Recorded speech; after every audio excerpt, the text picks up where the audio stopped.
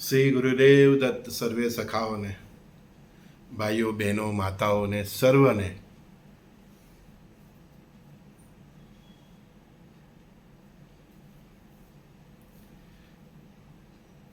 કેમ છો? સંજય એક આર્ટિકલ હમણાં જ લખ્યો હતો, કોઈની સાથે સંવાદ થયો હશે કે પવિત્રતા મંદિર સુધી છે, પણ જો દેહને જ મંદિર જેવું પવિત્ર બનાવી દેવામાં આવે તો પછી છૂટ અછૂટ જ ક્યાં?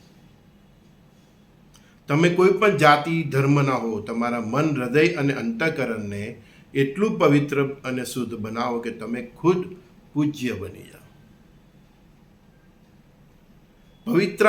પવિત્રતા મંદિર સુધી છે, આપણા હૃદયને જ આપણે જો મંદિર બનાવી દઈએ તો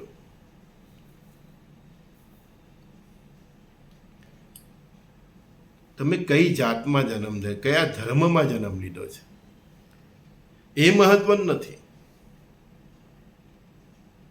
મહત્વનું એ છે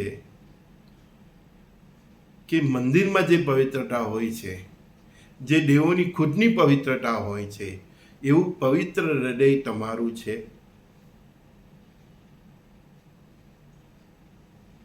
મનુષ્ય કર્મે બ્રાહ્મણ છે, કર્મે ક્ષત્રિય છે, અને કર્મે જે જુદી જુદી જાતિઓ ધર્મ આપ્યા છે એ બધું કર્મને આધારે છે. તમે લોખંડનું કામ કરશો તો તમને લુહાર કહેશે, તમે લાકડાનું કામ કરશો તો તમને સુથાર કહેશે, તમે કપડાં સીવવાનું કામ કરશો તો તમને દરજી કહેશે. મનુષ્ય એના કામ ધંધાના હિસાબે ઓળખાય છે, અને એ કામ ધંધાને હિસાબે ઓળખાય છે એટલે એ એનો ધર્મ નથી થઈ જતો, એની જાતિ નથી થઈ જતી, એ ઓળખાય છે. કે ગાંચીઓ તેલ વણતા, અમારી કાચની અમે સુરતી મોઢ વને ગાંચી, તો અમારા બાપ દાદાઓનો તેલની ગાણીઓ હતી એટલે ગાંચી કહેવાય. ઘણા મુસલમાન ભાઈઓ કોઈ બીજી જાતના પણ છે, તે પણ તેલને આવી રીતના ગાણીમાં દરે છે અને તેલ કાઢે છે, તો એને પણ ગાંચી કહેવાય. કપડું વણે એને વણકર કહેવાય. આપણે એને જાતપાત બનાવી દીધી. એ આપણી ઓળખાણ છે કે તમે શું કરો છો, એ તમારી જાતિ નથી. તમે યુદ્ધના મેદાનમાં જઈને લડો છો તો તમે ક્ષત્રિય છો. તમે બ્રાહ્મણની જેમ લોકોને ધર્મનું ને શાસ્ત્રોનું જ્ઞાન આપો છો તો તમે બ્રાહ્મણ જેવા જ છો, તમે બ્રાહ્મણ જ છો. કર્મથી મનુષ્યનું વર્ણ બને છે, ધર્મ બને છે. ગમે એટલી ઉચ્ચ કાસ્ટમાં જન્મ લીધો હોય પણ તમારા કર્મ જો હલકી જાતિના હોય તો તમે હલકી જાતિથી જ ઓળખાવશો. આપણે કોઈ માણસ હોય બહુ બદમાશ હોય, ક્યાં જંગલી જેવો છે, ઘણા આપણે પશુ જેવો છે, હા, એમ મનુષ્યની ઓળખાણ એના કર્મથી થાય છે. ઘણા ક્યાં બહુ ભગવાનનો માણસ, દેવ જેવો માણસ છે. જ્યાં આપણે કોઈને એમ કે દેવ જેવો માણસ છે તો એ દેવની તુલનામાં આવી જાય છે. કે સાધુ જેવો માણસ છે તો એ સાધુ થઈ જાય છે, સંત જેવો છે તો સંત થઈ જાય, સજ્જન છે. એટલે મનુષ્ય એના કર્મોથી ઓળખાય છે. આ જે પંચમહાભૂતનું શરીર જે છે ને એને તમારા તપસ્યાથી, તમારા કર્મોથી તમારે ટપાવવાનું હોય છે અને તમારે ઉચ્ચતા પ્રાપ્ત કરવાની હોય છે. અને ભગવાને પ્રત્યક્ષ ઉદાહરણ આપ્યા છે એમને, જેને આપણે સમાજમાં જેને હલકી જાતિઓ, એ બધી જાતિઓમાં જન્મ લઈને ત્યાંથી બધા સંતો થયા છે અને પ્રખર સંતો થયા છે. બરાબર. તમે કઈ જાતિના છો એની પર તમે નહીં વિચારો. તમે કેવા છો, ગરીબ છો, મધ્યમ વર્ગના છો, અહીંયાથી અમીર રહો. અહીંયાથી માણસની અમીરી અહીંયાથી ઓળખાય છે. માણસની ઓળખાણ એના વિચારોથી, એની સોચથી, એના આચરણથી ઓળખાય છે. ગમે એટલો પૈસો હોય પણ 2 રૂપિયાનું કોઈને નાસ્તો નહીં કરાવી શકે એ અમીરી શું કામની? એના કરતાં પેલો જેના કે જો 10 રૂપિયા હોય ને તો એની પાસે કોઈ આવે ને એમ કે સાહેબ ભૂખ લાગી છે મને, તો એ 2 રૂપિયાનું ખવડાવી ને તો એ અમીર છે. ફકીરીમાં બાદશાહ માનતા આવડી જોઈએ ભાઈ. તમારા ગજવામાં કેટલા છે એમની. સાંઈ બાબા છેલ્લે સુધી જીવા તો છેલ્લે જ એના ખિસ્સામાં કેટલા હતા? 5 રૂપિયા વાળાના એવા કંઈ પૈસા હતા. કેવા રાજાની જેમ ફકીર હતા પણ બાદશાહની જેમ જીવા. ઘણા બધું સાંઈબાબાનો બધું વિવાદ ફેલાવે છે, મુસ્લિમ હતા કે હિન્દુ હતા. આમાંથી ઊંચા નથી આવતા ને, એટલે તો આપણે પછાડી છીએ. જે હતા તે, કોઈ પણ ધર્મ ના હોય એનું કર્મ જોવું જોઈએ. કોઈ પણ ધર્મ ના હોય. અરે ભાઈ, તમે એટલા લેવલ સુધી પહોંચવાનો તો પ્રયત્ન કરો.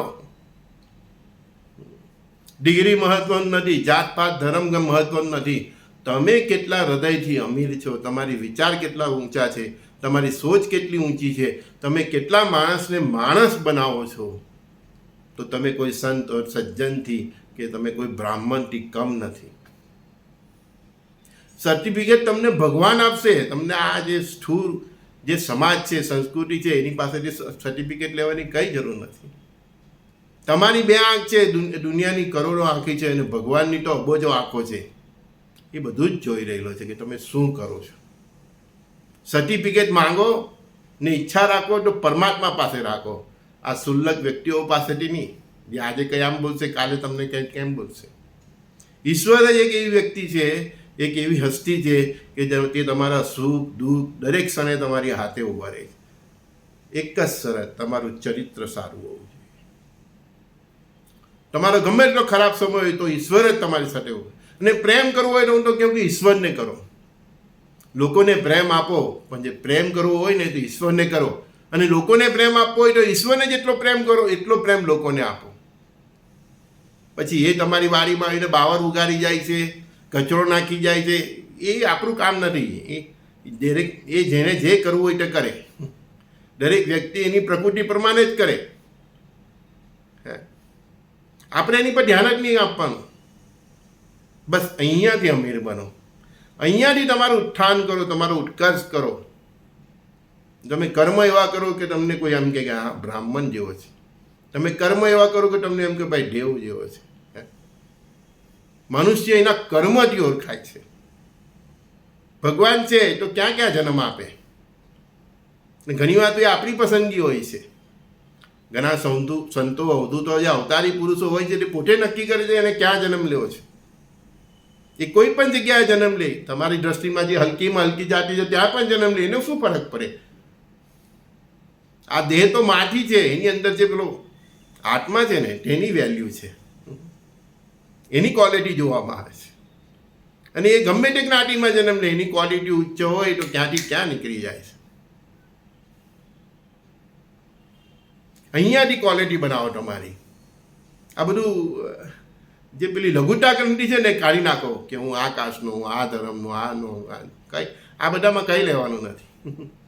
એ બધું વ્યર્થ છે. એ તમારું ચિત્તને ભ્રમ કરે છે ને તમારે જે બનવું છે તે તમે બની નથી શકતા. તમે એવા બનો કે મોટામાં મોટો માણસ, ઊંચીમાં ઊંચી જ્ઞાતિઓનો માણસને પણ એમ થાય કે આને મળવું જોઈએ. આપણે અહીંયાથી અમીર બનો. આપણા મન વિચાર બુદ્ધિથી આપણે અમીર બનો. અને એવા બનો કે આપણા સંસર્ગમાં આવે તે 10 માણસનું જીવન બને, ત્યારે દુનિયા તમારી નોંધ લેશે.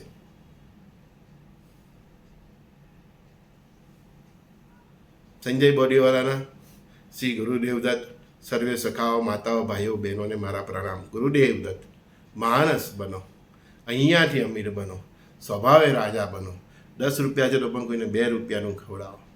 ફકીરી મેં બાદશાહ માનતા આવડી જાય ને દોસ્ત, જીવન જીવવાની મજા જ કંઈ અલગ છે. અને જે સુખ આપવામાં છે ને તે લેવામાં નથી. બસ આપતા શીખો. રાજા જેવી ફિલિંગ થશે. ગુરુદેવ દત્ત.